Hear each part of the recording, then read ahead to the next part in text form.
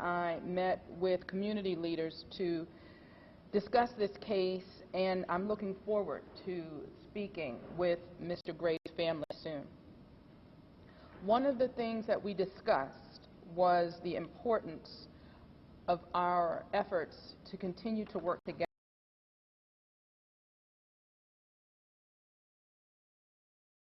Gray died. Many of the people in that room have worked with us over the years to continue reforming our police department, and they have worked tirelessly to help bridge the gap between the police and the community. This has not been easy work. It has been very difficult to overcome decades of mistrust, but together, I believe we have made great strides forward. However, it's still very clear that we have much more work to do. I'll never stop believing that we are up to this challenge. Baltimore has made progress before, and we've overcome difficult challenges in our city, and I know that we will do it again. As we move forward with this investigation, it is important that we remain one community, and I'm encouraged by how peaceful the demonstrations have been. As we move forward, I continue to encourage those residents who wish to voice their frustrations to remain peaceful. Our community is experiencing a great deal of trauma, and none of us get the answers that we need or that the Gray family deserves by resorting to violence.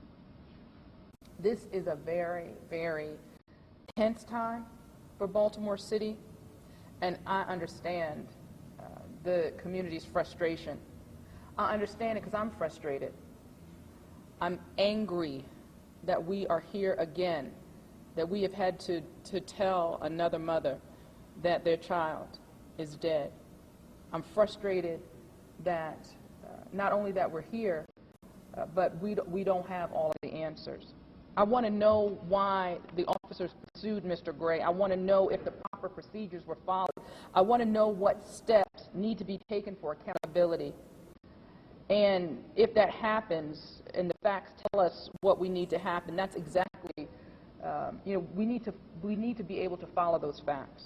And that's exactly why my focus remains on providing prompt and comprehensive understanding of this incident. Some information has already come to light. Some of the information that is out in the universe is true. We also know some of the information that's out there is rumor. But if there is one piece of information I want to speak about, and speak about directly, is the notion that Mr. Gray was originally pursued because he may have been in possession of a knife. We know that having a knife is not necessarily a crime. It is not necessarily probable cause to chase someone. So we still have questions, and we're moving forward with our investigation accordingly. I take very seriously my obligation of transparency for both the family and the community at large. However, we will balance that obligation with our obligation to ensure that a proper and thorough investigation is undertaken. We will provide the community with all of the answers that the community deserves. We'll identify appropriate accountability if necessary, and we will continue to be aggressive and thorough with our reforms in the Baltimore Police Department. With that, I'd like to turn things over to Commissioner Batts, who will give an update on the progress of the investigation, and he will address some of the immediate reforms that we've taken while our investigation continues. Commissioner? Thank you, Madam Mayor.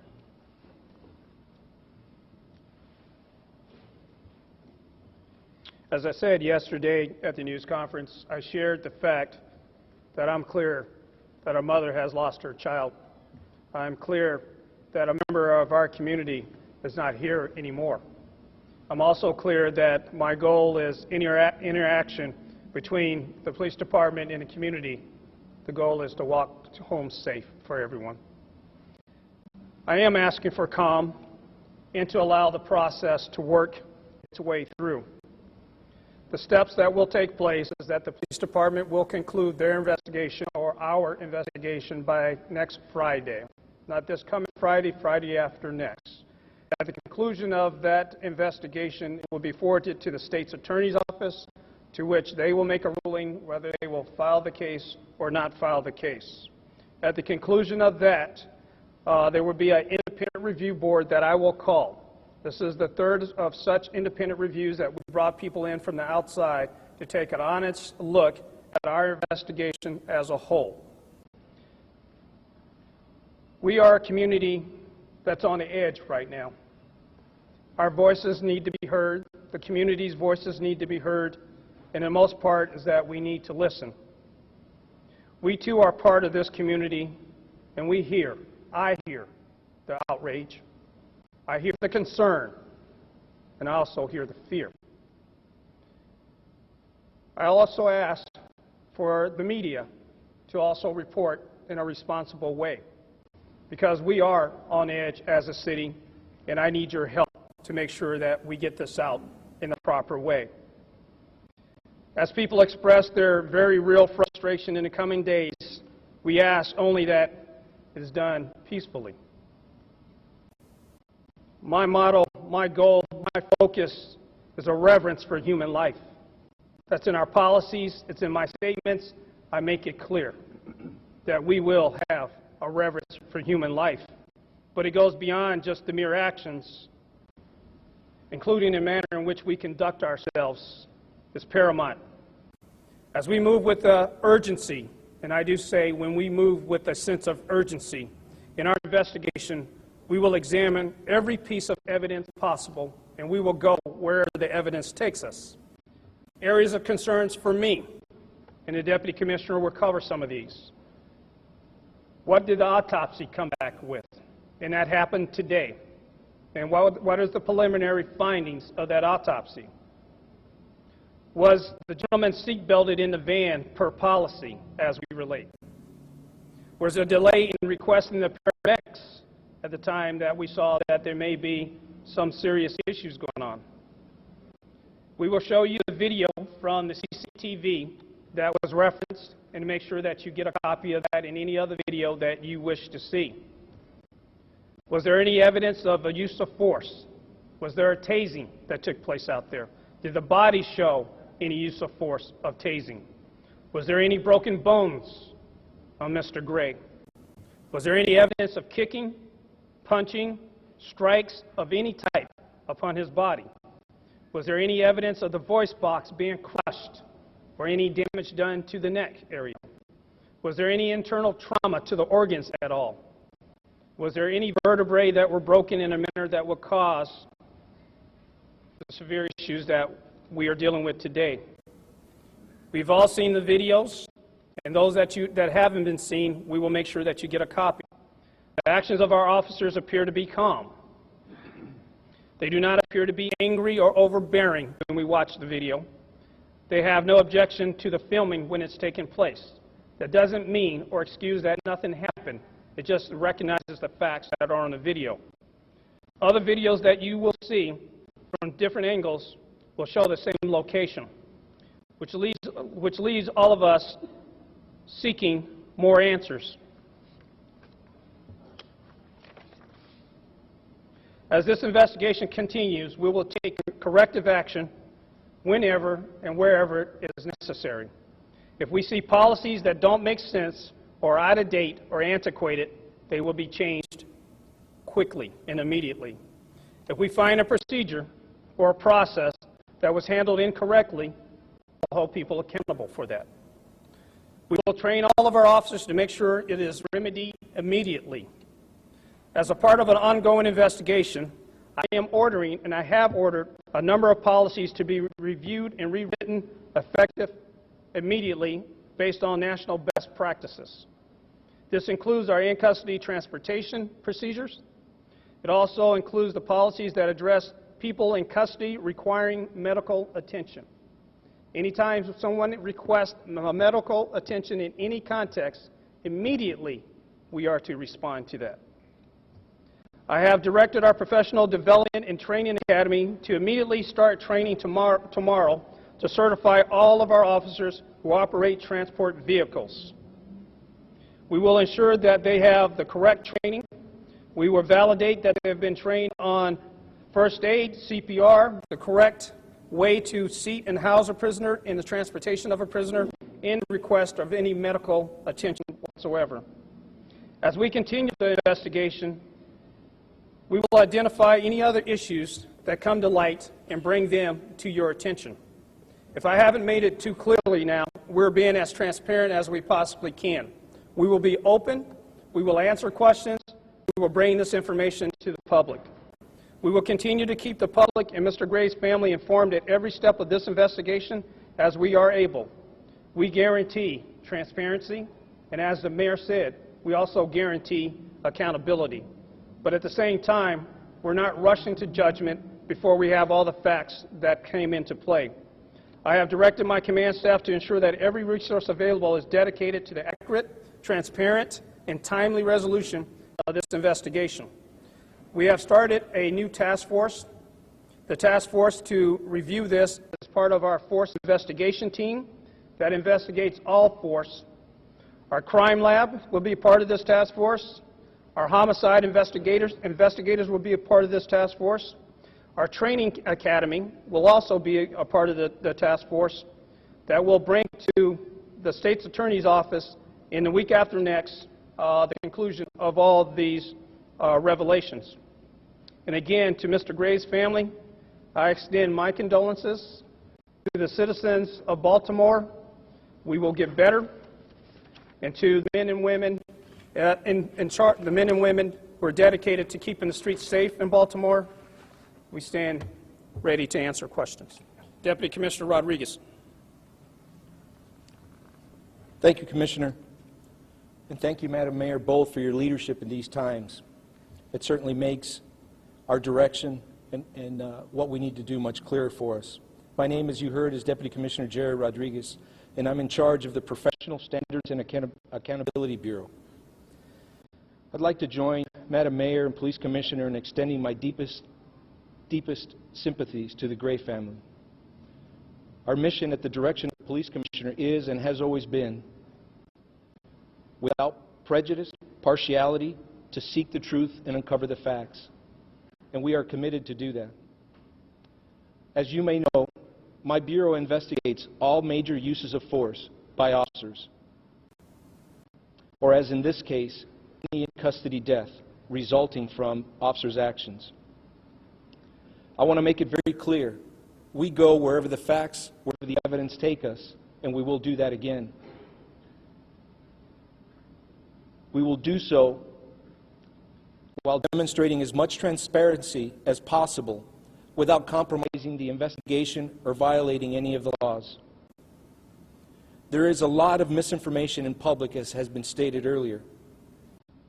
We want to clear up some of the confusions that may exist, and in doing so, we're going to walk you through the timeline of events that led to Mr. Gray's loss of life. We also want to share with you the progress in the investigation, our timeline, our completion due date, and how we're working in partnership with the State's Attorney's Office. We also want to share with you that the current status of the involved officers, as we have been able to interview and determine them, is that they are currently suspended. As we walk you through the timeline to date, I want to talk a little bit about some of the things that are out there. First of all, we're going to show you the closed-circuit TV that the police department has. And I want you all to listen to what I'm about to say. It is our video that has been unedited, that is raw. We are not in the business of hiding facts. We will show you that video and provide you with a copy of it. We will be looking specifically at our actions from the point that we came into contact with Mr. Gray up until the time that we requested medical assistance. Specifically, did we miss any warnings? Should we have acted sooner?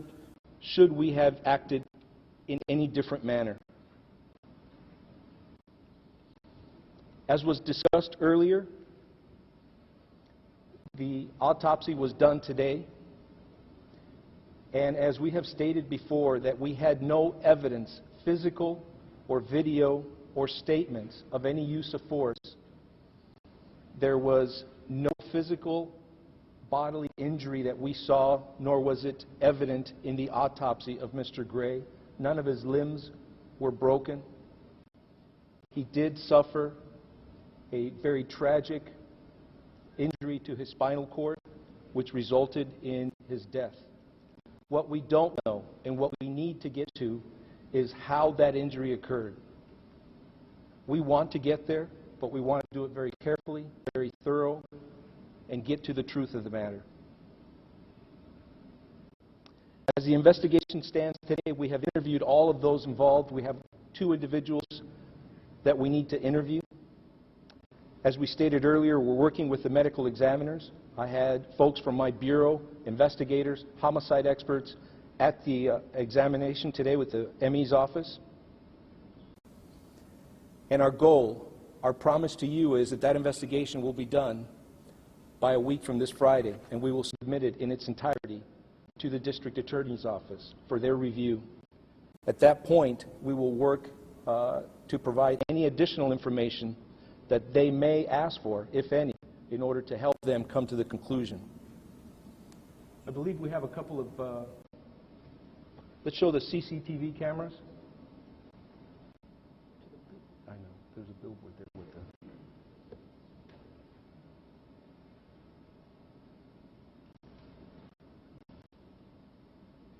Again, you will all be getting a copy of this video. It's important to note that our CCTV is in a pan mode unless it is controlled by an individual. At this point, it was not. And that's why you see portions where the video scans may come back around, but by that time, several seconds could have passed.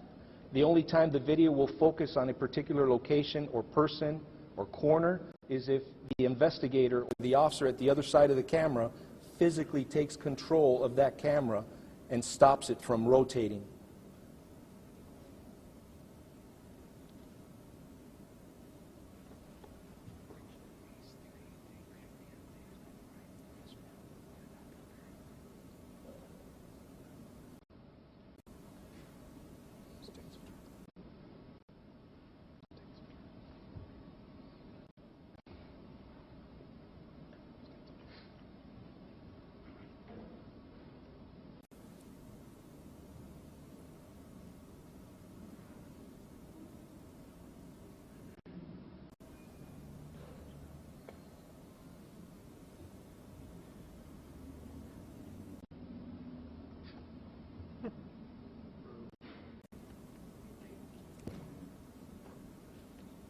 We have only the very best equipment. It'll catch on here in just a second.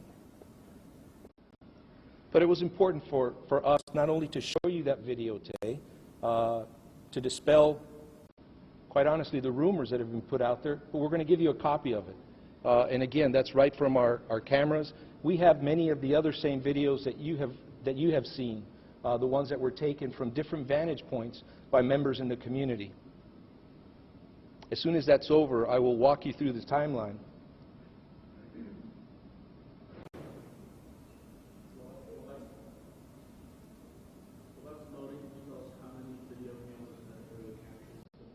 This is the only one that I am aware of, that we know, that we have found, that has captured any of the incident. And it was very little.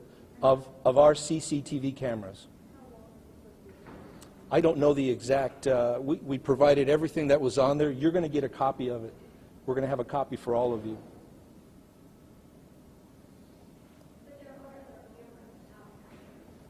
There's approximately 600 cameras, over 600 cameras citywide. Yes, ma'am. I'll get that information for you. Lieutenant, do you know what corner that is? 1600 Mile North Court. How many do we have in that corner? In that immediate, there's one only on that corner, sir. That's Say that again, please. There's only one camera at that intersection. That's why it's on pre-programmed. So there's only one camera on that corner. We have over 600 citywide. So the others on Bruce Sports project weren't operational? That is correct. We have, say that again? We only have one camera that captured any of it, and that was this camera here. And we'll answer some of those specifics afterwards. So it, this starts at 1700 Presbury and now. Is this that camera? Lieutenant, what's the exact corner of this camera? This camera is 1600 Mount Ford Court. Okay, that's, the cross street is. Let me go through the timeline so you understand the locations. Lieutenant, give us the exact corner of this camera again. 1600 Mount Ford Court. Do you have the cross street or no? There's also a camera at Mount and Baker. And we're just trying to be clear on which camera this is. So we'll get you that information once we're done. Okay. He just has the address, he doesn't have the cross street. Yeah. Okay, so we're going to go through the timeline, and you have had a copy of this timeline before. I'm going to elaborate a little bit more. This incident occurred at approximately 08:39 and 12 seconds at North and Mount. The reason we give these specific times is because we can validate this time, because there is something that was either keyed or said on the police radio that has a timestamp on it. There's how we can attribute a time to it. A lieutenant begins pursuing Mr. Gray after making eye contact with two individuals, one of which is Mr. Gray. Both males take off running southbound from that direction. At approximately 08:39:52 at 1700 Presbury, 2 blocks south of North and Mount, one of the units gets on there, said the address, and states, "I got him." At 8:40 and 12 seconds, a unit states, "We've got one," and confirms the address of 1700 Press Street Press Street. He has stopped Gray at this time. The information we have is that Mr. Gray gave up without the use of force. There was an officer that was attempting to stop Officer Gray that took his taser out, preparatory to using it, but never deployed the taser. That has been verified by downloading the information on the taser and also by the physical evidence on Mr. Gray's body, the lack of taser deployment. At 8:42 and 52 seconds, a wagon is requested for transport. At that point, Mr. Gray asks for an inhaler. At approximately 08:46 and 2 seconds, the driver of the van, of the transport van, believes that Mr. Gray is acting irate in the back. At about 8:46 and 12 seconds, at Mount and Baker, 1 block to the south and east, a unit asks the wagon to stop so that the paperwork can be completed, and at that point, Gray is placed in leg irons and put back in the wagon. We have several witnesses from the community that we have interviewed with regards to this particular stop. At approximately 8:54 and 2 seconds, the wagon clears Mount Street heading towards Central Booking, going southbound. Approximately 5 minutes elapse, and at 8:59 and 52 seconds, there's a request at Druid Hill and Dolphin, which is east of Mount and Baker. The person driving the van asks for an additional unit to check on his prisoner. That is Mr. Gray. Part of what our investigation will do, there is no video of these stops, is to identify exactly what was going on, what was said by Mr. Gray, what was relayed by the officers, and what actions, if any, we took, or what actions we should have taken. At 1600 North Avenue at Pennsylvania, which is east of Dolphin and Druid Hill, there is another arrest, and there's a request for a wagon. The wagon leaves. Before the wagon leaves, there's some communication with Mr. Gray. And again, we need to assess Mr. Gray's condition, how we responded, were we able to act accordingly. At that point, they traveled to the Western District with the individual that's in the wagon, the other suspect, in addition to Mr. Gray. Once they get to the Western District, at approximately 0924 and 32 seconds is when a medic is called. We know the injuries that Mr. Gray sustained. We know the final outcome of Mr. Gray is, unfortunately, he passed away. What we don't have at this point is how Mr. Gray sustained those injuries. We are working tirelessly. As the Commissioner stated, we have appointed folks to our task force that will work to get to the fact, to get to the truth. We have also plotted here on this map the various stops. We could also provide that to you. With that, if there are any other questions.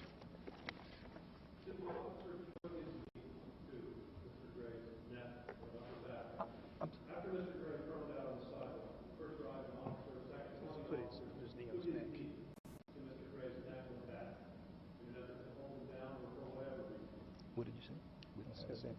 Did he put his knee on his neck? Yeah. The video, which many of you have seen, a lot of you have seen, I've seen many times, doesn't depict, at least clearly to us, and we're working on getting those videos augmented so that we can have a better view of what's going on there, but it's difficult to see. I can't sit here and tell you that I see a knee on Mr. Gray's back. Did the officer say? No. No, absolutely not. None of the officers describe any use of force. None of the officers describe using any force against Mr. Gray. Do you think the injury was sustained in the van? I'll tell you what I do know, and right now there's still a lot of questions I don't know. I know that when Mr. Gray was placed inside that van, he was able to talk, he was upset, and when Mr. Gray was taken out of that van, he could not talk and he could not breathe. Considering the change in policy that the Commissioner has outlined is going into effect immediately, and you've interviewed all the officers, did Mr. Gray request medical attention? Yes. At what point? That's what we're trying to specify now. I never said there were officers. There's two individuals from the fire department that we still need to interview. Do you think that either something happened in the van, could this been whiplash, or do you think this injury was responsible of another human? Listen, I am deeply troubled by this. We all want to know, but I can't answer what I don't know. I know Mr. Gray suffered a very traumatic injury, but I don't know if it happened prior to him getting into the van or while he was in the van. I don't know. Was there somebody in the van with him at that? No, Mr. Gray was the only one on that side of the van, and it wasn't until the very end that another suspect was placed in the van, who we have interviewed. But that suspect was on the other side of a metal barrier with no contact with Mr. Gray. He could hear Mr. Gray, but he could not see him. Is there video inside the van? And I got witnesses who say that Mr. Gray was telling them he was asthmatic at the time and was having trouble breathing. As I stated earlier, Mr. Gray early on asked for his inhaler, which he did not have with him. He was asked that, so that is correct. So at the time he asked for an inhaler, they did not request medical attention. That's correct. And is there any video inside the van? There is no video recordings. That's one of the things the Commissioner has already changed. We're looking at a lot of things. One of the things is to make sure that whenever an individual appears even in the slightest to be in medical emergency or medical distress, that we immediately provide them with medical attention. Going back to the initial stop, when you talk about having made the officer having made eye contact with Gray and maybe another individual on the scene, we still have not gotten anything. I mean, court documents outlined a little bit that he was running unprovoked, but what was the initial cause for the arrest? Has there been any development there? The bottom line, too, is that we don't have an answer to it. As the report states, is that the officers made eye contact, and he ran, and officers pursued. So part of the investigation is digging deeper into that to see if there was anything more than that you have already. And would that necessitate putting handcuffs on him and placing him under arrest because he ran? That's part of the question that we have to dig into and look and see exactly if there's more that was there. Just running, there is no law against running.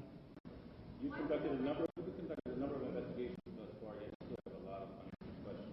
Are the officers not being forthcoming? I feel that the officers are giving their information based on the statements.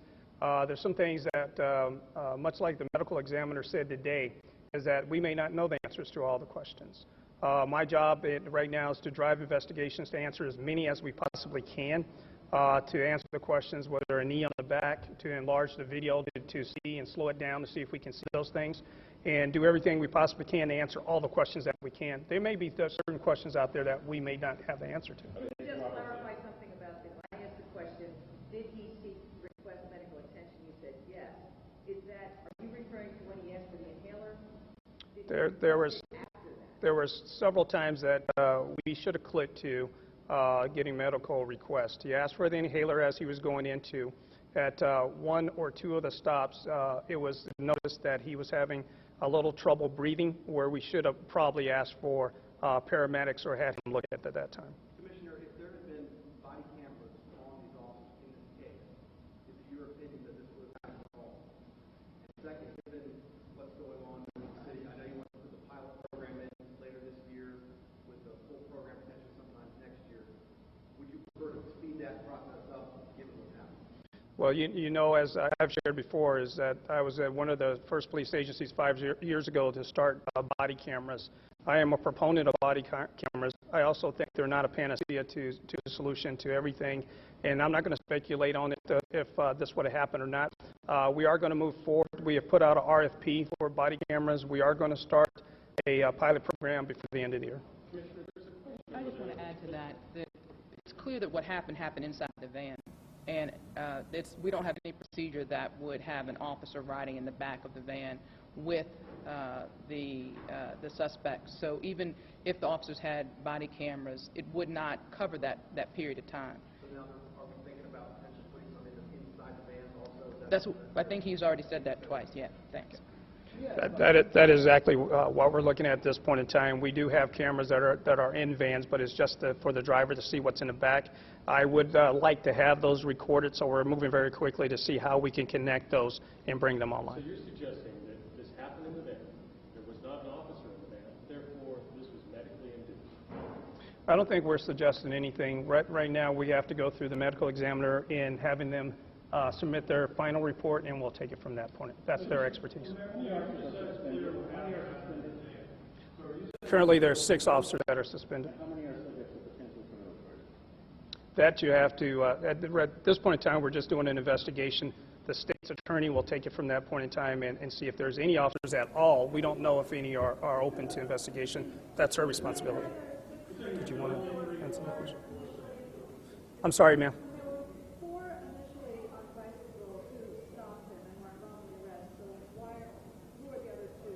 You want to speak on this? And also, just with respect to the initial impetus for the stop, I thought you said previously that officers believed he was involved in some sort of drug dealing activity. Now you're just saying he was in front. No. He ran when he saw the police. So let's take it from the beginning. The officers were deployed in an area that's called a hot spot because of the high crime area. There's a lot of narcotics activity there.